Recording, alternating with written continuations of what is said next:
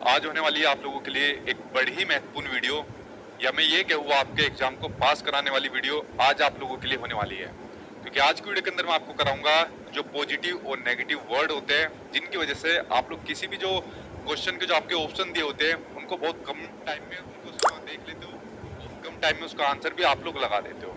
ये मानकर चलिए कि एक तरीके से जो आप लोगों की कंटेंट भी आता है, पेडागोजी आता है, तो उसका एक तरीके से निचोड़ ये रहते हैं जो आपके पॉजिटिव और नेगेटिव वर्ड होते हैं। जब आप लोग इनको सोल्व करोगे तो आप लोग खुद देखना, इन क्वेश्चन के माध्यम से, in positive negative tag word के माध्यम से आपका क्वेश्चन का जो आंसर निकलेगा बहुत तेज स्पीड से निकलेगा। उसके अलावा जो आपके आंसर में रहेगी वो सटीकता भी देखने को मिलेगी।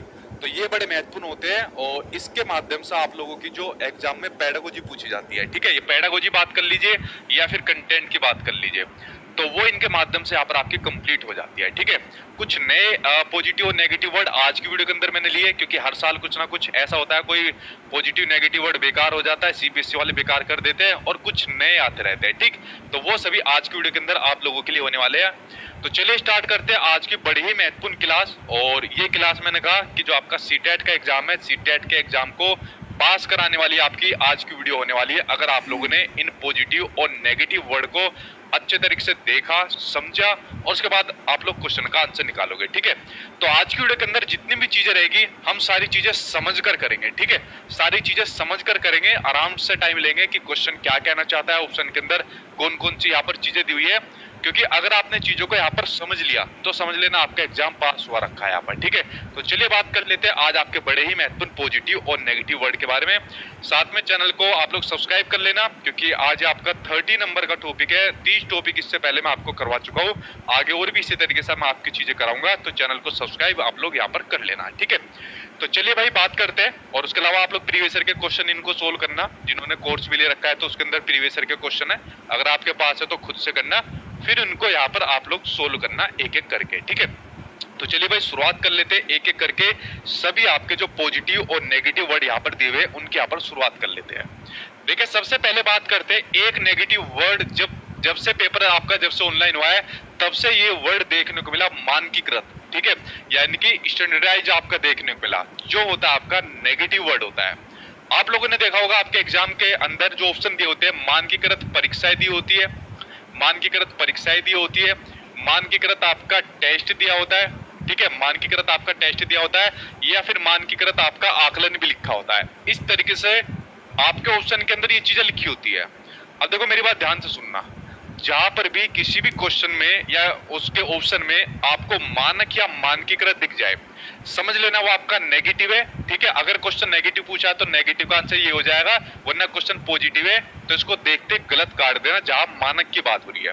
क्योंकि देखिए हम बच्चों को मानक के अकॉर्डिंग यहाँ पर चीजें नहीं पढ़ा सकते, मानक के अकॉर्डिंग यहाँ पर अपना टीचिंग लर्निंग प्रोसेस स्टार्ट नहीं कर सकते कि हमने कोई भी मानक सेट कर दिए, जो इस मानक को पास कर जाएगा वो ब्रिलियंट, जो मानक को पास नहीं कर पाएगा वो अपना लोअर आईक्यू वाला यहाँ पर बच्चा मिलेगा। इस प्रकार से मानक हम सेट नहीं कर सकते, क्योंकि इनके माध्यम से क्या देखने को मिलती है, मानक के माध्यम से देखने को मिलता है तुलना, यानी कि कंपैरिजन देखने को मिलता है। ये भी आपका आगे आएगा जो आपका नेगेटिव वर्ड है, हमको बच्चों के बीच में किसी भी प्रकार का कंपैरिजन यानी कि तुलना नहीं करना होता है, जो मानकों की वजह से यहाँ पर देखने को मिलता है। तो आपके एग्जाम में जहां पर भी मानक आपको दिख जाए, समझ जाना ये आपका नेगेटिव आपका टैग वर्ड आपको दिया हुआ है। ठीक है, अब देखिए क्वेश्चन सामने आपकी स्क्रीन पर जैसे दिया हुआ है, इस क्वेश्चन के बारे में बात करते हैं और किस तरीके से आप लोग यहाँ पर आंसर को ढूंढोगे। देखिए यहाँ पर अजर्सन आपको दिया हुआ है कि विविध सामाजिक आर्थिक पृष्ठभूमि वाले विद्यार्थियों की आवश्यकताओं को पूरा करने के लिए एक शिक्षक को मानकीकृत पाठ्यचर्या अपनानी चाहिए। कैसी बात कर दी, मानकीकृत पाठ्यचर्या की बात हो, मानकीकृत टेस्ट हो, परीक्षाएं हो, आकलन हो, हमें सिर्फ मानकीकृत को यहाँ पर देखना है। तो मानकीकृत आ गया तो भाई आपका नेगेटिव हो गया, यानी ये ऑप्शन आपका वैसे ही गलत हो गया। दूसरी बात करते हैं अजर्सन, यानी तर्क दिया हुआ है कि मानकीकृत पाठ्यचर्या सभी प्रकार की व्यक्तिगत भिन्नताओं को ध्यान में रखती है। देखो फिर आपका मानकीकृत आ गया, तो यहाँ पर क्या चीज आपको देखने को मिल रही है, दोनों ही ऑप्शन यहाँ पर आपको गलत देखने को मिले, तो ए और आर दोनों ही आपके गलत हो जाएंगे। अगर मान लीजिए आप इस क्वेश्चन को पूरा भी नहीं पढ़ते, इस क्वेश्चन को पूरा नहीं पढ़ते, बस इस वर्ड के ऊपर नजर डाल लो, मानकीकृत और मानकीकृत, आपको समझ में आ जाएगा। काफी क्वेश्चन ऐसे होते हैं जो बड़े बड़े क्वेश्चन होते हैं, खासकर आपके मैथमेटिक्स या आपके ईवीएस के अंदर पूछे जाते हैं, तो वहां पर क्वेश्चन समझ में नहीं आता। अगर क्वेश्चन समझ में नहीं आए ना, तो इस प्रकार के जो पॉजिटिव और नेगेटिव वर्ड आज की वीडियो के अंदर मैं आपको बताने वाला हूँ, उनके माध्यम से भी आप लोग आंसर को देख सकते हो।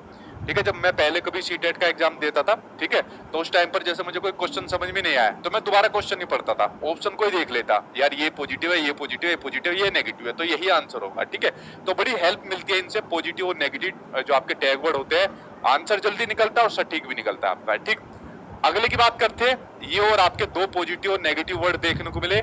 नेगेटिव है इसके अंदर आपका रिगिड यानी कठोर, और पॉजिटिव है आपका फ्लेक्सिबल यानी कि लचीला। चाहे टीचर की बात हो, चाहे उसके टीचिंग मेथड्स की बात हो, चाहे आपके करिकुलम की बात हो, चाहे आपके टेक्स्ट बुक की बात हो, अगर उनको किसी भी प्रकार से आपका कठोर माना जाएगा या उनको रिगिड माना जाएगा, समझ जाना आपका नेगेटिव वर्ड है, वो आपका नेगेटिव के अंदर यहाँ पर आ जाएगा। ठीक है, रिगिड की जगह, कठोर की जगह हमें यहाँ पर फ्लेक्सिबल रखना है। ठीक है, फ्लेक्सिबल किसको रखना है? टीचर को फ्लेक्सिबल रखना है ताकि बच्चे की एबिलिटी के अकॉर्डिंग यहाँ पर उनको शिक्षण दे सके, उसके टीचिंग मेथड्स को यहाँ पर फ्लेक्सिबल रखना है।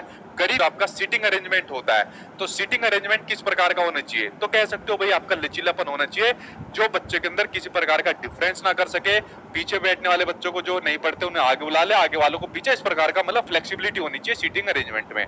कभी भी आपका रिगिड यानी कठोर नहीं होना चाहिए।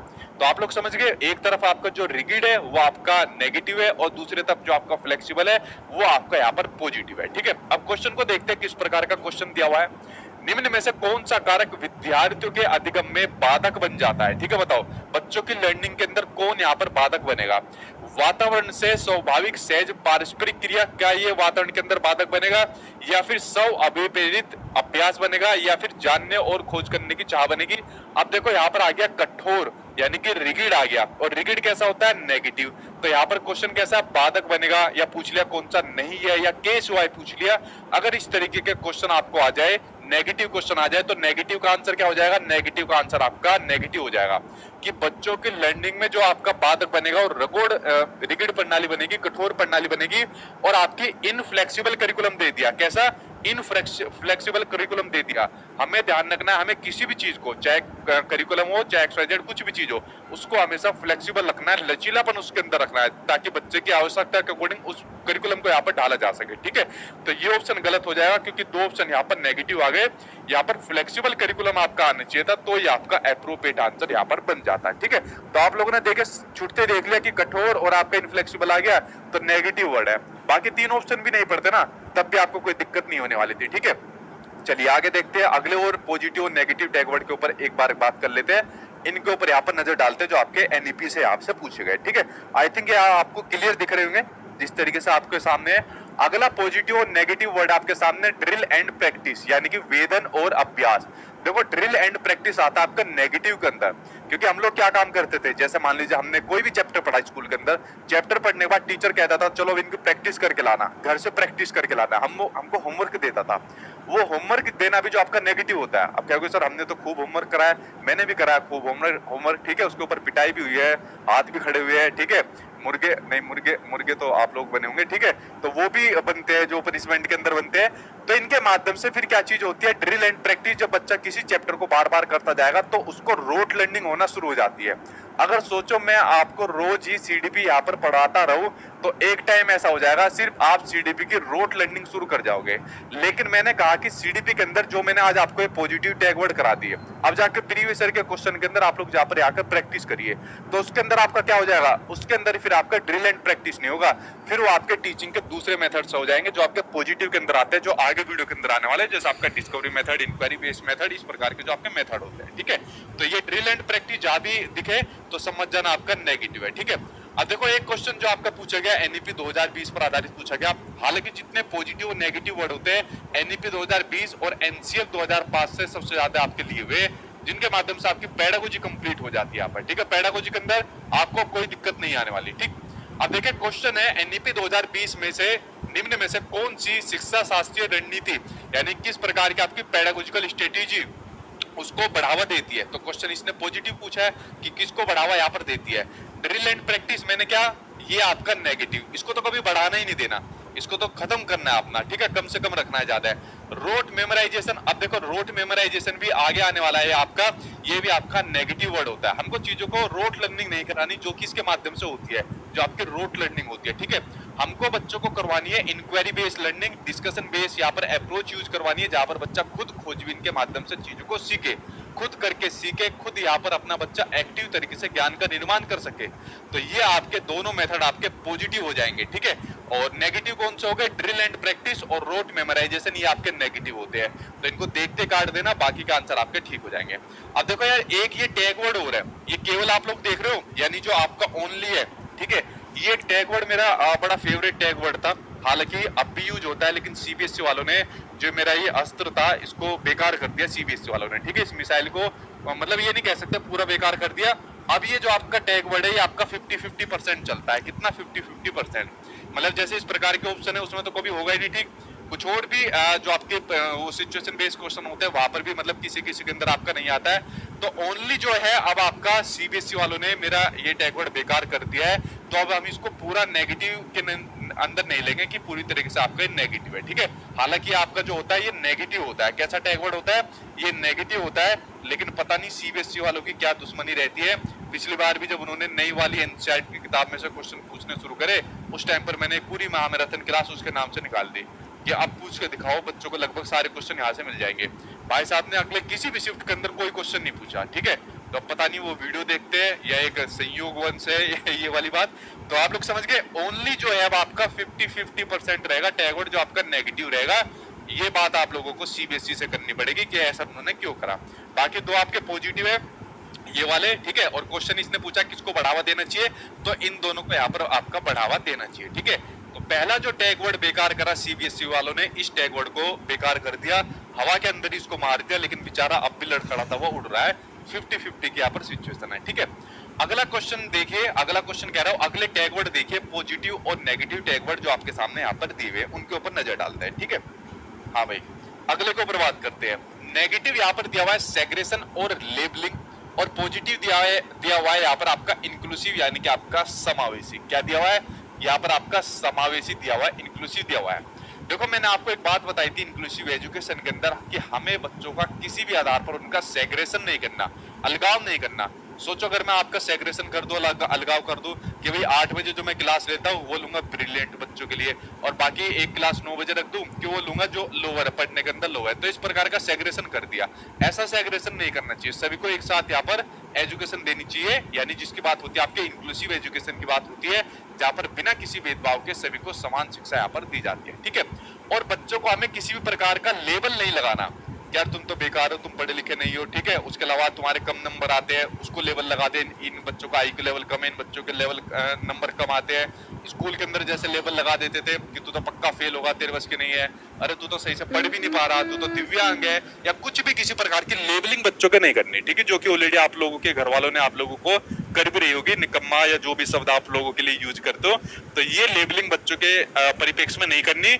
हमको सभी को एक साथ यहाँ पर एजुकेशन प्रोवाइड करवानी है, इंक्लूसिव एजुकेशन की बात हो रही है। अब देखो क्वेश्चन सामने स्क्रीन पर है, उसके बारे में बात करते हैं कि एक अध्यापक के तौर पर आप अपनी कक्षा में मौजूद व्यक्तिगत विभिन्नताओं, यानी जो इंडिविजुअल डिफरेंसेस होते हैं, इसको आपको हमेशा पॉजिटिव मानना है। एक पॉजिटिव वे में मानना है कि आपके जो इंडिविजुअल डिफरेंसेस होते हैं, व्यक्तिगत विभिन्नताएं मानी जाती है, वो आपको हमेशा पॉजिटिव मानना है। क्योंकि हर बच्चे का सोचने का, सीखने का, उसके डेवलपमेंट का सबका अलग अलग तरीका होता है, ठीक है। तो इसको हमेशा पॉजिटिव मानना है, ना कि नेगेटिव मानना, ठीक है। क्योंकि सभी एक तरीके से नहीं सीख सकते, ठीक।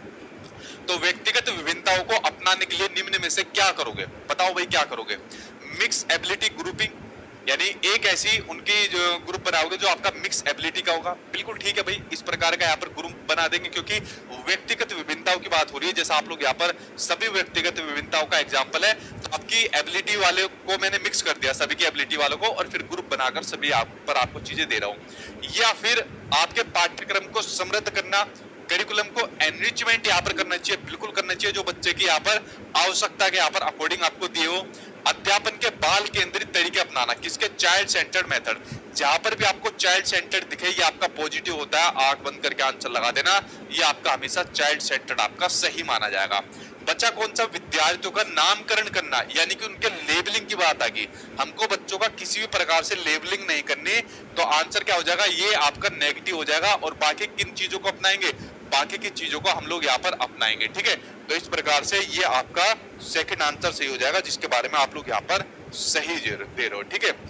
चलिए बात करते हैं आपके अगले पॉजिटिव और नेगेटिव टैग वर्ड की बात करते हैं। ये रहे आपके सामने।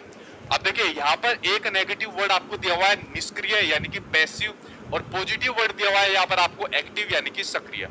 अब देखो एक बात बताओ, अगर कोई भी टीचर होगा अगर वो पैसिव नहीं है, अगर सोचो मैं यहाँ पर निष्क्रिय पैसिव है यहाँ पर यानी निष्क्रिय है, सोचो अगर मैं यहाँ पर आपको पढ़ा रहा हूँ, हाँ भाई यहाँ के पढ़ लो ये जैसे स्कूल में सरकारी टीचर करते हैं, ठीक है, हाँ भाई तू बैठ के पढ़ ले, फिर मोबाइल चला लिया, थोड़ा बहुत टाइम पास कर लिया, क्या बच्चों का इंटरेस्ट पड़ेगा पढ़ने में? आप लोग खुद भाग जाओगे, अरे छोड़िए तो बेकार पढ़ाता है, किसी दूसरे पे जाकर पढ़ता है, किताब में जाकर पढ़ता है, ठीक है। तो अगर मैं इस प्रकार से पैसिव हूँ, ठीक है, तो आपने देखा होगा कभी कभी ऐसी फोटो आती होगी टीचर बच्चों से अपने ये कंधे दबवा रहा है, कभी कुछ और काम करवा रहा है, ठीक है, तो ये सब आपके पैसिव टीचर की आपकी निशानी है। और आपको ये जो पैसिव होता है आपका टीचर सेंटर्ड के अंदर देखने मिलता है। तो हमको पैसिव कभी भी नहीं बनना। अगर सोचो आप लोग यहाँ पर पैसिव बन जाओ, आप लोगों ने क्या काम कर रखा है, मोबाइल देख रहे हो, ठीक है, और मोबाइल नाम के लिए सामने लगा रखा है और पता चला पीछे चैट कर रहे हो किसी से, ठीक है, व्हाट्सएप चैट में लगे हुए हो, या फिर मान लीजिए ऐसा होता है, मान लीजिए कॉपी किताब खोल के बैठे हो, उस कॉपी किताब के अंदर आपने मोबाइल फोन रखा हुआ है, जैसे घर वाले आए तो कॉपी दिखा दी, और जैसे घर वाले चले गए फिर कॉपी में मोबाइल में अपना चैटिंग करना शुरू कर दी। तो आप लोग यहाँ पर क्या हुए, आप लोग यहाँ पर पैसिव हुए, निष्क्रिय हुए, कि आपका जो अटेंशन था, अवधान था, वो आपका यहाँ पर नहीं है पढ़ने के अंदर, आपका अटेंशन कहीं और दूसरी जगह है, ठीक है। तो आपको क्या बनना पड़ेगा, एक्टिव बनना पड़ेगा, सक्रिय बनना पड़ेगा, यानी पूरा ध्यान आपको यहाँ पर लगाना पड़ेगा। जैसे कमेंट बॉक्स के अंदर कुछ बच्चे लगे रहते हैं, और रीमा जी क्या हाल है, वो कहता है बस वीरेंद्र जी बस ठीक हाल है, ठीक है। इस प्रकार से जो बच्चे इस प्रकार से लगे हुए वो आपके पैसिव के अंदर आ जाते हैं। आपको एक्टिव बनना पड़ेगा, पूरा ध्यान यहाँ लगाना पड़ेगा, मेरे ऊपर लगाओ, जितना भी पूरा ध्यान है मेरी बातों के ऊपर लगाओ, ठीक है। अब देखते हैं यहाँ पर किस प्रकार से हम यहाँ पर जो ऑप्शन के अकॉर्डिंग वर्ड दिए हुए उनको यहाँ पर निकालते हैं। क्वेश्चन है आपका अर्थपूर्ण अधिगम। अर्थपूर्ण जो अधिगम होता है, मीनिंगफुल लर्निंग होता है, ये भी आपका पॉजिटिव होता है। कैसे होता है, पॉजिटिव होता है। बस क्वेश्चन और आंसर के ऊपर ध्यान मत दीजिए, आज बस ये ध्यान दीजिए कि आपकी जो पेडागोजी पूछी जाती है या किस तरीके से मैं आपको चीजें बता रहा हूँ, बस उसके ऊपर आपको ध्यान देना है। बड़ा तसल्ली से हम लोग सारे ऑप्शन को देख देख के, सारी चीजों को देख देख के आपको बताऊंगा, ठीक है। देखो लर्निंग होनी चाहिए, मीनिंगफुल लर्निंग होनी चाहिए, ठीक है, उसका अर्थ पता होना चाहिए। मान लो मैं यहाँ पर आपको क्वेश्चन करा दूं, 30 क्वेश्चन करा दो, हाँ मैं इनको कर लेना, नॉर्मल आपका हो जाएगा। उन्हीं 30 क्वेश्चन को मैं आपको डिटेल में एक्सप्लेन करता हूँ, ठीक है, ताकि आप लोगों की जो समझ बने वो मीनिंगफुल बन सके। एक कंसेप्ट के बारे में आप लोग सारी चीजों के बारे में जान पाए। तो लर्निंग हमेशा मीनिंगफुल लर्निंग होनी चाहिए, ये आपका पॉजिटिव होता है। ऑप्शन के अंदर कहीं भी दिखे तो समझ जाना आपका पॉजिटिव है। तो मीनिंगफुल लर्निंग को बढ़ावा देने के लिए एक अध्यापिका को डैश की भूमिका निभानी चाहिए और विद्यार्थियों को डैश के अवसर देने चाहिए। बताओ भाई क्या इसका आंसर यहाँ पर से हो जाएगा। पहला है सुसाधक यानी कि फैसिलिटेटर। देखिए यहाँ पर जो टीचर होता है, टीचर को क्या माना है, एनसीएफ 2005 ने भी एक फैसिलिटेटर यहाँ पर माना हुआ है, ठीक है, यानी सुगमकर्ता, सुविधादाता, जो बच्चों को यहाँ पर अपना फैसिलिटेट करे, जिसके माध्यम से बच्चा एक्टिव होकर फिर अपने ज्ञान की रचना करता चला जाए। तो पहला ऑप्शन ठीक है। दूसरा है active participation in knowledge construction. अब देखो यहाँ पर ज्ञान के निर्माण के लिए बच्चों को एक्टिव कराने की बात आ गई, तो एक्टिव की बात करा दी तो समझ जाना ये आपका पॉजिटिव वर्ड आपको देखने को मिलेगा, ठीक है।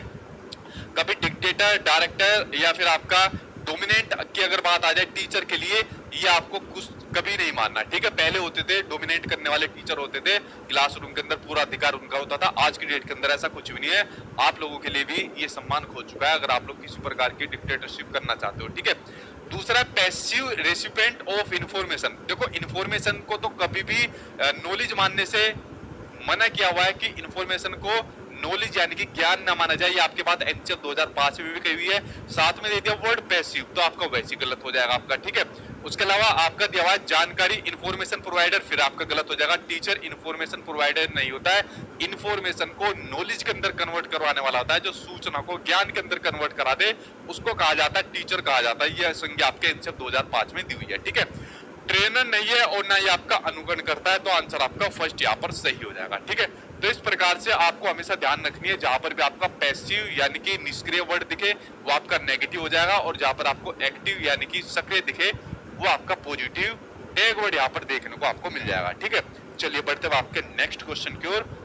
आंसर आप लोग सही साथ के साथ दे रहे हो, ठीक है। देखो क्वेश्चन आंसर पर फोकस मत करो कि क्वेश्चन क्या दिया हुआ है फिर उसका आंसर क्या देना है, चीजों को समझने पर फोकस करो। आज की वीडियो के अंदर आपने अगर जितनी चीजें समझ ली तो समझ लेना आपकी पेडागोजी और जो कंटेंट भी होता है काफी चैप्टर्स का वो यहाँ पर हो जाएगा, ठीक है। जैसे एक और क्वेश्चन सामने आपकी स्क्रीन पर ये रहा, यहाँ पर नेगेटिव वर्ड दिए हुए। नेगेटिव वर्ड के अंदर आपका दिया हुआ लेक्चर यानी व्याख्या या व्याख्यान या व्याख्यान विधि, ठीक है। और उसके अलावा डेफिनेशन यानी कि परिभाषाओं की यहाँ पर बात की हुई है। देखिए पहले जो आपका लेक्चर यहाँ पर दिया हुआ है, या जिसको कह सकते हो लेक्चर मेथड की बात आती है, या सिर्फ व्याख्या करने की बात आ जाए, जहां पर भी एग्जाम में दिखे 99% आपका नेगेटिव वर्ड आपको देखने को मिलेगा। हमें बच्चों को लेक्चर नहीं देने, आप क्या होगा, आप आगे क्यों देते हो? और छोटे बच्चों की बात हो रही है, आप बड़े बच्चे हो, ठीक है, तो बड़े बच्चों को लेक्चर ही दिए जाते हैं आपका, ठीक है। बड़ी क्लास के अंदर लेक्चर मेथड का यूज होता है, लेकिन छोटी क्लास के अंदर लेक्चर मेथड का यूज नहीं होता, ठीक है। ये बात आप समझ गए। और किसको ध्यान अच्छा लगता है कि उसको लेक्चर देता जाए, ठीक। उसके अलावा जो परिभाषाओं की बात आ जाए, किसी भी प्रकार की बच्चों को डेफिनेशन की बात आ जाए, समझ जाना ये भी आपका नेगेटिव है। हमें बच्चों को डेफिनेशन याद नहीं करानी, हमें बच्चों को चीजें समझानी है, ठीक है। अब पढ़ते हैं क्वेश्चन आपका क्या हो जाएगा कि प्राथमिक कक्षाओं में विद्यार्थियों को पढ़ाने के लिए शिक्षक को प्रमुख रूप से व्याख्यान पद्धति का यूज करना चाहिए। प्राइमरी पर पूछ लिया, देखो प्राइमरी पर तो वैसे भी नहीं होने का, और व्याख्यान विधि आ गया तो समझ लो ये आपका नेगेटिव आपका, ठीक है। क्यों? आज की डेट के अंदर हमको चाइल्ड सेंटर्ड मेथड की बात करनी है, ना कि आपका टीचर सेंटर्ड जो आपका मेथड होता है, जैसा आपका लेक्चर मेथड हो गया, ठीक है। उसके अलावा रीजन इसमें दिया हुआ है कि सीखने की प्रक्रिया सबसे ज्यादा तब प्रभावित होती है जब वह निष्क्रिय श्रवण के माध्यम से द्वारा की जा रही हो। बताओ, सीखने की प्रक्रिया ये दी हुई है कि अगर आप लोग निष्क्रिय होकर यहाँ पर चीजों को सुने, ठीक है, मतलब आप लोगों ने वीडियो चलाई हुई है, मेरी आवाज बिल्कुल यहाँ पर कम की हुई है और अपना किसी दूसरे काम को कर रहे हो, तो क्या आपका अधिगम या सीखना जो होता है उसकी प्रक्रिया इफेक्टिव हो पाएगी? नहीं हो पाएगी। मैं पता नहीं क्या बोलता रहूंगा, क्या समझाता रहूंगा, आप लोग कहीं और लगे होंगे, ठीक है। तो ये आपके क्या हो गए भाई, आपके दोनों ही आपके यहाँ पर गलत हो गए जो इसके अंदर आपके दिए हुए, ठीक है। चलिए बढ़ते हुए, आप दंड बोल लीजिए, सजा बोल लीजिए, या बच्चों को डराने की बात आ जाए किसी भी प्रकार से। देखिए आपके राइट टू एजुकेशन के अंदर आपका दिया हुआ है आर्टिकल नंबर आपका 17 आर्टिकल दिया हुआ है। उस 17 नंबर के आर्टिकल के अंदर ये वाली बात कही हुई है कि बच्चों को आप किसी भी प्रकार की पनिशमेंट नहीं दे सकते, ना ही फिजिकली रूप से, यानी डंडों से पीट दिया, मुंह पे थप्पड़ लगा दिया, ऐसी पीटे हो ना, ठीक है, हाथ खड़े हो गए, मुर्गे बना दिए, ये और कौन कौन सी सजा मिली आपको स्कूल के अंदर? जरा एक दो सजा के नाम बताओ। अब नहीं देनी वो सजा, और ना ही उसको फिजिकली के साथ साथ ना ही उसको ओरली बोलना है कि जैसे बोल दिया, अरे तू कैसा आ गया, ठीक है, तेरे बस की तो पढ़ना ही नहीं है, चलो बाहर जाओ, तुम्हारे बस की नहीं है। अगर किसी सामाजिक आर्थिक रूप से कमजोर बच्चों को बोल दिया, अगर किसी बच्चों को उंगली भी दिखा दी ना, तो आज की डेट के अंदर वो भी आपका टीचर के खिलाफ कार्रवाई करने के लिए बहुत इफेक्टिव एक सबूत माना जाएगा। कभी बच्चों को बोल दिया क्या वे गधो, तुम्हें नहीं आता, आ जाते हो यार गधों की तरह रोज पढ़ने में, ठीक है, इस तरीके से यहाँ पर बोल दिया, ठीक। तो ये सभी आपके किसके अंदर आ जाएंगे? पनिशमेंट के अंदर आ जाएंगे, जो बच्चों को हमें कभी नहीं देनी। और इसके अलावा हमें बच्चों को कभी नहीं डराना। अगर मैं आपसे कहूँ तुम्हारे बस की नहीं है रोज रोज पढ़ना, रोज गधों की तरह यहाँ पर मुंह उठा के आ जाते हो, पढ़ना लड़ना है नहीं कुछ भी, ठीक है, फेल हो जाओगे तुम पक्का, तो यहाँ पर क्या हाल होगा? छोटा बच्चा तो हीन भावना के अंदर चला जाएगा, और बड़े बच्चे क्या कहेंगे, कहेंगे अभी तुझे बताते हैं, रुक जा। और कमेंट बॉक्स के अंदर जो मतलब बढ़िया बढ़िया यहाँ पर स्टेटमेंट मेरे लिए आएंगे फिर, तो वो दज्जीकरण करने के लिए बहुत रहेंगे मेरा, ठीक है। तो यहाँ पर आपको ध्यान रखना है, किसी भी प्रकार की पनिशमेंट आपकी यहाँ पर वर्जित है, और इसके खिलाफ आपकी कार्यवाही भी हो सकती है, ये बात आपको हमेशा ध्यान रखनी है, ठीक है। अब देखिए यहाँ पर इसके अकॉर्डिंग यहाँ पर एक क्वेश्चन दिया हुआ है, देखिए क्वेश्चन को देखते हैं यहाँ पर किस प्रकार का क्वेश्चन दिया हुआ है, उसके ऊपर नजर डालते हैं, ठीक है। हाँ दर्जी, एक नई सजा आ जाती थी, कुर्सी के नीचे से निकल जाता था। अच्छा मैंने तो सजा पहली बार सुनी है, कुर्सी के नीचे से कैसे निकलोगे, ठीक है, फंस जाओगे उसके अंदर। तो मतलब टीचर बहुत अलग अलग प्रकार की सजा देते थे, ठीक, लेकिन आज की डेट के अंदर सजा नहीं देनी है, ठीक है। अब क्वेश्चन को देखते हैं, क्वेश्चन क्या दिया हुआ है कि प्राथमिक विद्यालय में छात्रों को प्रेरित करने के लिए, मोटिवेट करने के लिए शिक्षक को क्या रणनीति अपनानी चाहिए। अब मुझे आपको मोटिवेट करना है कि चलो कोई बात नहीं भाई, तुम जैसे भी हो, गधे हो, बेवकूफ हो, जो भी कुछ हो तुम यहाँ पर, लेकिन तुम सब ब्रिलियंट बच्चे हो जाओगे अगर धीरे धीरे करके क्लास लेते रहोगे, पढ़ते रहोगे। तो मुझे आपको मोटिवेट इस प्रकार से करना है, और मोटिवेशन कैसा होनी चाहिए? हमेशा इंटरनली मोटिवेशन होनी चाहिए, ना कि एक्सटर्नल मोटिवेशन होना चाहिए। सबसे इफेक्टिव वही माना जाता है, ना कि एक्सटर्नल माना जाता है, ठीक है। अब देखिए क्वेश्चन याद दिया हुआ है, कैसे करोगे बच्चों को यहाँ पर मोटिवेट? व्यक्तिगत छात्रों के बीच को कंपटीशन के लिए कभी नहीं पढ़ाना, हमको बच्चों को हायर एजुकेशन के लिए दूसरी क्लास में प्रमोट करने के लिए कभी यहाँ पर नहीं पढ़ाना है, ठीक है। तो जहां पर भी अंकों के लिए, और यहाँ पर तो कंपटीशन आ गया, इसको प्रोत्साहित करने की बात आ जाए तो समझ जाना ये आपका क्या हो जाएगा, नेगेटिव हो जाएगा, ठीक है। दूसरा पूछा है कि प्रत्येक गतिविधि के लिए प्रेरक कारकों के रूप में प्रोत्साहन, पुरस्कार और दंड का उपयोग करें। यार देखो, दंड की बात तो आगे पनिशमेंट की, ये तो हम किसी भी चीज में बच्चों को यूज नहीं कर सकते, ठीक है, ये बात तो आपको पहले पता चल गया कि आपका नेगेटिव है, ये भी आपका। दूसरी बात, पुरस्कार रिवॉर्ड की हो रही है। देखिए आपको एक बात ध्यान रखनी कि जो बच्चों को पुरस्कार मिलने चाहिए, वो पुरस्कार उसको कंटिन्यू नहीं, उसको पार्शली मिलने चाहिए। क्या मिलनी चाहिए पुरस्कार? वो पुरस्कार उसको कभी भी कंटिन्यू यानी कि निरंतर रूप से नहीं मिलनी चाहिए, वो मिलनी चाहिए उसको पार्शली यहाँ पर पुरस्कार मिलनी चाहिए, यानी एक निश्चित अंतराल पर मिलनी चाहिए, एक किसी खास अचीवमेंट पर मिलनी चाहिए। अब आप लोगों ने देखा होगा जब मेरे स्टूडेंट यहाँ पर नंबर लेकर आते हैं, तो जितने भी ज्यादा नंबर लेकर आते हैं 130 प्लस जो लेकर आते हैं, तो मैं उनको अपना इंटरव्यू के लिए बुलाता हूँ। हालांकि पिछली बार बहुत बच्चे रह गए जो नहीं आ पाए, जिनको नहीं बुला पाया, तो उनको क्या काम करता हूँ कि भाई एक खास अचीवमेंट पर उनके कि भाई आप लोगों का इतना स्कोर है, चलो मेरे पास आ जाओ और मैं आपको एक गिफ्ट दूंगा, पेन वगैरह मैं दे देता हूँ, इस बार कुछ और नया गिफ्ट दूंगा आप लोगों के लिए, ठीक है। तो इस प्रकार से मैंने उनको यहाँ पर मोटिवेट करा, ठीक है। और मोटिवेट कैसे करा उनको? पार्शियली करा, एक निश्चित अंतराल पर करा। एक होता है कंटिन्यू, आप लोग उसको रिवॉर्ड दे रहे हो, पुरस्कार दे रहे हो। मान लीजिए क्वेश्चन आया, क्वेश्चन के बाद आपने आंसर बता दिया, मैंने कहूंगा वाह कितना बढ़िया बच्चे है, हर क्वेश्चन के बाद आपकी ऐसे तारीफ करता जा रहा हूँ, तो वो कुछ फायदेमंद नहीं होगी। हमेशा जो प्रशंसा करनी चाहिए, तारीफ उसकी करनी चाहिए, वो पार्शली करनी चाहिए, ना कि कंटिन्यूअसली रूप से आपकी करनी चाहिए। ये बात आपको समझनी है, ठीक है। तो ये भी आपका नेगेटिव हो गया। पूरी कक्षा के लिए मानक, यार देखो मानक आ गया, तो मानक देखते ही क्या करोगे? मानक देखते ही इस मानक का आनक कर दोगे, ठीक है। अगला बच्चा आपके सामने, फिर आपका फोर्थ ऑप्शन कि बच्चों को उनकी रुचि के अनुसार, उनके इंटरेस्ट के अनुसार लक्ष्य निर्धारित करने में उनकी मदद करे और उसी दिशा में काम करने में उनका समर्थन भी करे। जिस चीज में बच्चों का इंटरेस्ट है उसी में यहाँ पर उसको उसके लक्ष्य को निर्धारित करने में मदद करे, जो कि हमारे इंडिया के अंदर ये सिस्टम अभी तक नहीं आया है। जिस बात को पेरेंट्स कहते हैं कि भाई तुम्हें ये वाला कोर्स लेना है, ये चीज पढ़नी है, उसी को यहाँ पर थोपा जाता है बच्चे के ऊपर, ठीक है। तो बच्चों के इंटरेस्ट के अकॉर्डिंग बहुत ही कम फैमिली है जो उसको सपोर्ट करती है कि ये वो वाला काम आप कर लीजिए, या अपनी पसंद के अकॉर्डिंग जो भी काम आपको करना है उसको आप लोग कर लीजिए, ठीक है। तो ये आपकी सबसे बढ़िया अप्रोच होती है, जो कि आप लोगों को, हमको नहीं मिल पाई। हमको क्या मिल पाई थी? तू ये काम करेगा और तू ये काम करेगा, ठीक है, और कुछ नहीं करेगा। अगर बात नहीं मानी जाएगी तो उसके बाद क्या होगा? उसके बाद ये होगा, ठीक है। तो ये काम नहीं करना हमको बच्चों के साथ, और सेम उसी प्रकार से स्कूल के अंदर भी नहीं करना, ठीक है। अगला देखिए, अगले पॉजिटिव और नेगेटिव वर्ड की अगर मैं बात करूं तो एक हो जाएगा आपका सिंपैथी, यानी कि आपका सहानुभूति हो जाएगा। एक हो जाएगा आपका एम्पैथी, यानी कि समानुभूति हो जाएगा। अब देखो दोनों दिखने में एक जैसे लगते हैं, लेकिन दोनों के बीच में आपका डिफरेंस है। देखो सिंपैथी कहती है कि जब हमें किसी के प्रति यहाँ पर कोई जिस प्रकार के उसके साथ व्यवहार हो रहा है उसके प्रति हम अपना दुख व्यक्त करें। मान लीजिए आप लोग में से कोई वीडियो देख रहे हैं, ठीक है, मान लीजिए कोई दिव्यांग बच्चा है, या मान लीजिए कोई और दूसरा बच्चा है जो आर्थिक रूप से यहाँ पर कमजोर है, गरीब है। अब मैं उसके लिए सिंपैथी दिखा रहा हूँ, अरे बेचारा गरीब बच्चा है, पता नहीं कैसे पढ़ेगा, भाई मेरी सिंपैथी पूरी की पूरी तेरे लिए नहीं। कभी मत दिखाना सिंपैथी बच्चों के लिए। सिंपैथी से एप्रोप्रिएट जो आपका रहता है वो रहता है आपका एम्पैथी, यानी कि समानुभूति।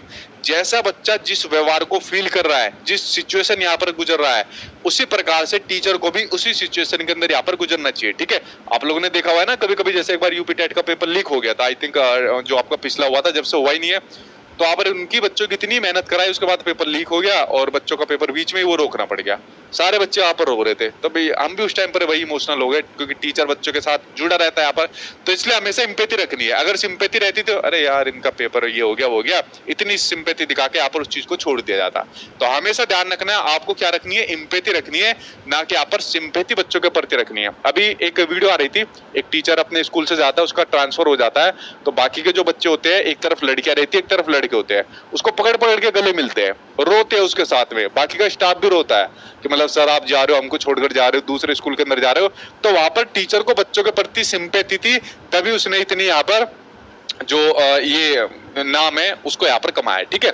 अब देखिए क्वेश्चन सामने आपकी स्क्रीन पर ये रहा क्वेश्चन, इसके अकॉर्डिंग क्या दिया हुआ है कि समावेश के सिद्धांत जो होता है वो क्या प्रस्तावित करता है। इंक्लूजन का जो आपका प्रोसेस होता है, जहां पर बच्चों को सभी को समान शिक्षा दी जा रही है।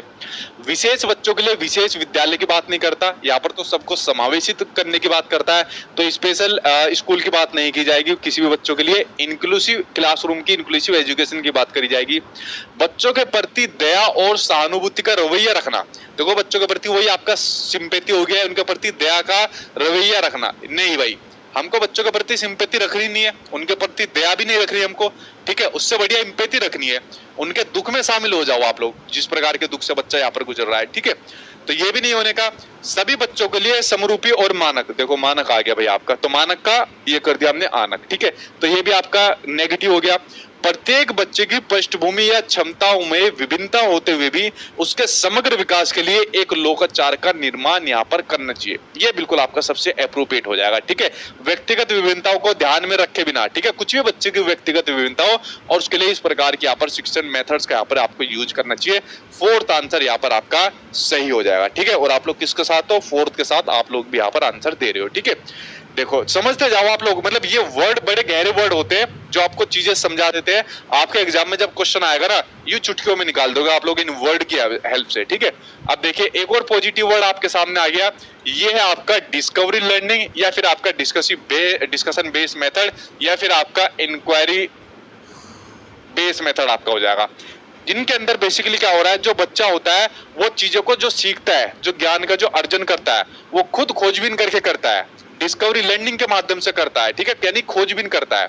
अब पहले स्कूल के अंदर वही बात आ रही है, आगे आएगा अभी आपका असाइनमेंट आएगा कि असाइनमेंट के अंदर हमने किसी बच्चे को होमवर्क दे दिया, तो होमवर्क दोगे या उसको कहोगे कि बेटा एक काम करिए, जो चैप्टर आपको पढ़ाया हुआ है अब जाकर इस चैप्टर से जुड़ी चीजों को अपने घर के आसपास के एनवायरनमेंट से ढूंढ कर ला और समझ, और फिर आके मुझे देना।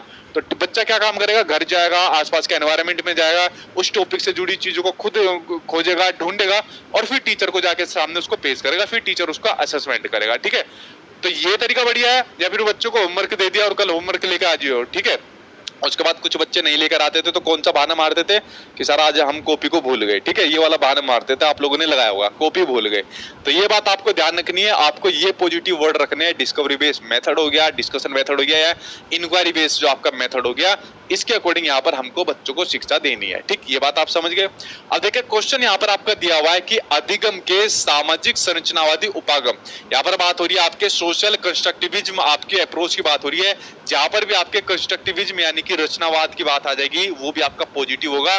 देखते ही उसको आप लोग सही लगा देना, वो आपका हमेशा पॉजिटिव होता है। जहां पर रचनावाद की बात आ रही है, जहां पर बच्चा खुद एक्टिव होकर यहाँ पर लर्निंग करता है, सीखता है, ठीक है। तो सामाजिक संरचनावाद उपागम के अनुसार जो बच्चा समाज से एक्टिव होकर चीजों को सीखता है, निम्न में से कौन सा तरीका अर्थपूर्ण अधिगम यानी कि मीनिंगफुल लर्निंग के लिए यहाँ पर प्रभावी रहेगा, तो बताओ कौन सा रहेगा। अब देखो यहाँ पर सीधा यहाँ पर ऑप्शन देखते हैं, ठीक है, कि ओ सॉरी कौन सा प्रभावशाली नहीं है। क्वेश्चन यहाँ पर नहीं है पूछा है, नेगेटिव पूछा है, तो नेगेटिव का आंसर नेगेटिव होगा। पहला है सेल्फ इनिशिएटेड इंक्वायरी। देखो यहाँ पर हमको बच्चों के साथ क्या करनी चाहिए, इंक्वायरी भी यहाँ पर बच्चों के साथ करनी चाहिए, ठीक है। तो पहली चीज होगी हमें बच्चों के साथ यहाँ पर क्या काम करनी है, बच्चों के साथ हमको यहाँ पर करनी है इंक्वायरी करनी है, और बच्चा खुद भी इंक्वायरी करे, खुद यहाँ पर चीजों को पूछे, क्वेश्चन पुटअप करे टीचर से कि सर ये टॉपिक कहाँ से मिल सकता है, या ये चीज कहाँ से पढ़नी है, ये आपने बता दिया, इसका क्या मतलब है। तो यहाँ पर बच्चा खुद भी इंक्वायरी करे। और दूसरा एक्टिव एंगेजमेंट करे। देखिए क्या है, आपकी सक्रिय यहाँ पर भागीदारी की बात हो रही है, तो सक्रिय भागीदारी आ गया, पॉजिटिव हो गया। तो एक तो ये आपका पॉजिटिव हो गया, और साथ में डिस्कशन की बात आ रही है कि चर्चाओं में एक्टिव पार्टिसिपेशन करे। जितना ज्यादा चर्चा करेगा उतना बच्चा ज्यादा चीजों को यहाँ पर सीख पाएगा। जो आप लोग चर्चा करते हो कि भाई तेरे पास सचिन सर के नोट्स है, हाँ भाई मेरे पास है, मैं तुझे दे दूंगा, अच्छा तू मुझे उनका कोर्स दे दे और मैं तुझे इस प्रकार से नोट्स दूंगा, ठीक है। तो इस प्रकार के डिस्कशन जो आप लोगों के चलते हैं, ठीक है। उसके अलावा डिस्कवरी लर्निंग यानी आप जब बच्चा खोजबीन करके किसी चीज को यहाँ पर सीखता है, तो ये भी आपका पॉजिटिव के अंदर आता है। पैसिव इमिटेशन नहीं आएगा कि निष्क्रिय होकर वो किसी चीज का यहाँ पर अनुकरण कर रहा है। एक तो निष्क्रिय है यानी पैसिव है, मन नहीं है उसका किसी चीज को सीखने में, और फिर भी उसका अनुकरण कर रहा है यानी उसको कॉपी कर रहा है, उसको इमिटेट कर रहा है। तो ये मीनिंगफुल लर्निंग के लिए आपका प्रभावशाली तरीका नहीं होगा, और ये आपका नेगेटिव वर्ड का नेगेटिव आंसर यहाँ पर आपका सही हो जाएगा, ठीक है। तो इस तरीके से आपका ये भी निपट गया, आपका पॉजिटिव वर्ड निपट गए। अगले की बात करते हैं, अगले पॉजिटिव और नेगेटिव वर्ड की बात करते हैं। देखिए नेगेटिव वर्ड आपको दिया हुआ है, जो इससे पहले क्वेश्चन के अंदर भी आपका ऑप्शन के अंदर दिया हुआ था कि हमको बच्चों को रोट लर्निंग नहीं करानी, हमको बच्चों को चीजें याद नहीं करानी, बच्चों को चीजें यहाँ पर रिकॉल नहीं करानी, बच्चों को चीजें यहाँ पर स्मरण नहीं करानी, कुछ भी कह लीजिए, ठीक है। और ये पॉजिटिव नेगेटिव वर्ड जो होते हैं ना, ये खाली आपके सीडीपी के अंदर काम नहीं आते, सभी सब्जेक्ट के अंदर काम आएंगे। आपके जितने भी आपके सभी सब्जेक्ट है, चाहे पेपर 1 हो चाहे आपका पेपर 2 हो, ठीक है। तो हमको चीजों को क्या नहीं करानी, बच्चों को रोट लर्निंग नहीं करानी, उनको याद नहीं करानी चीजें, ठीक है, रटानी नहीं है चीजें, तो रटने से मना करना है। इसकी जगह हमको बच्चों को क्या काम करना है, हमें बच्चों को चीजें समझानी है, अंडरस्टैंडिंग की तरफ लेकर जाना है। जो आपका एनईपी 2020 कहता है कि बच्चों को यहाँ पर रोट लर्निंग की जगह कंसेप्चुअल अंडरस्टैंडिंग की तरफ यहाँ पर लेकर चलिए। अब देखो जो चीजें मैं यहाँ पर आपको पढ़ा रहा हूँ, इस तरीके से मेरे ख्याल से आप लोगों ने कहीं नहीं पढ़ा होगा, किसी किताब के अंदर नहीं पढ़ा होगा, क्योंकि टीचर ही समझा सकता है बच्चों को। चाहे कोई भी टीचर होगा तो पेडागोजी को इसी तरीके से समझाएगा। लेकिन अगर आप लोग सोचो इसको मुझे कहीं किताब के माध्यम से पढ़ना है, किताब के माध्यम से पढ़ ही नहीं सकते आप इसको, क्योंकि यहाँ पर मैं चीज आपको समझाता जा रहा हूँ, एक्सप्लेन करता जा रहा हूँ कि क्या चीज बच्चे के लिए सही है, क्या क्या चीज बच्चे के लिए गलत है, और प्रैक्टिकल आपको चीजें समझा रहा हूँ, ठीक है। तो यहाँ पर मैं आपका पूरा फोकस करा रहा हूँ समझाने के ऊपर, ना कि आपको चीजें रटवा रहा हूँ, वरना आपके टॉपिक करा देता, चैप्टर करा देता, उनको यहाँ पर आप लोग रट लो, वो चीजें यहाँ पर इंप्लीमेंट नहीं करनी। अब जैसे क्वेश्चन पूछा हुआ है कि अर्थपूर्ण अधिगम हेतु कक्षा में संस्कृति विकसित करनी चाहिए, बिल्कुल करनी चाहिए भाई, जहां विद्यार्थियों को डैश के अत्यधिक यहाँ पर अवसर मिले। बताओ किस प्रकार के अवसर मिले, जरा ऑप्शन के ऊपर नजर डालते हैं। एक दूसरे से कंपटीशन करना यानी प्रतिस्पर्धा करना। प्रतिस्पर्धा कैसा होता है आपका, नेगेटिव होता है, ठीक है। अभी आप लोगों का कंपटीशन नहीं है, लेकिन जब सीटेट का एग्जाम पास हो जाएगा फिर आप लोग कंपटीशन में पढ़ोगे, वहां पर आपको गला काट प्रतियोगिता देखने को मिलेगी कि वहां पर मेरिट के अंदर अपना नाम लाना पड़ता है, ठीक है। तो हमको बच्चों के बीच में किसी प्रकार का कंपटीशन नहीं रखना, चाहे छोटे बच्चे भी यहाँ पर होते हैं। ज्ञान का निर्माण करना, बिल्कुल सही बात है, कंस्ट्रक्ट नॉलेज, यहाँ पर ज्ञान का निर्माण किया जाए, तभी वो सांस्कृतिक जो उसकी विकसित होती है, विविधताएं भी होती है, उसको विकसित यहाँ पर करने में मदद करेगा। तथ्यों को रटकर याद करना, रटकर याद करना क्या हो जाएगा, रटकर याद करना आपका नेगेटिव हो जाएगा, जो बात मैंने आपको कही कि कोई भी फैक्ट बच्चों को यहाँ पर याद नहीं कराने, रटाने नहीं है। और निष्क्रिय होकर सुनना यानी कि पैसिव होकर सुनना, तो पैसिव क्या हो जाएगा आपका, नेगेटिव हो जाएगा। एक्टिव होकर यहाँ पर बच्चा जब चीजों को सीखेगा तभी वहां पर मीनिंगफुल लर्निंग में ऐसी संस्कृति विकसित कर पाएगा जो बच्चों को ज्यादा अवसर देनी चाहिए। तो आंसर क्या हो जाएगा, सेकंड आंसर आपका सही हो जाएगा। बाकी के अंदर आपने देखा यार कंपटीशन आ गया, रोट मेमोराइजेशन आ गया और यहाँ पर पैसिव आ गया, देखते ही यहाँ पर आप लोग ने इसको गलत भी काट दिया, ठीक है।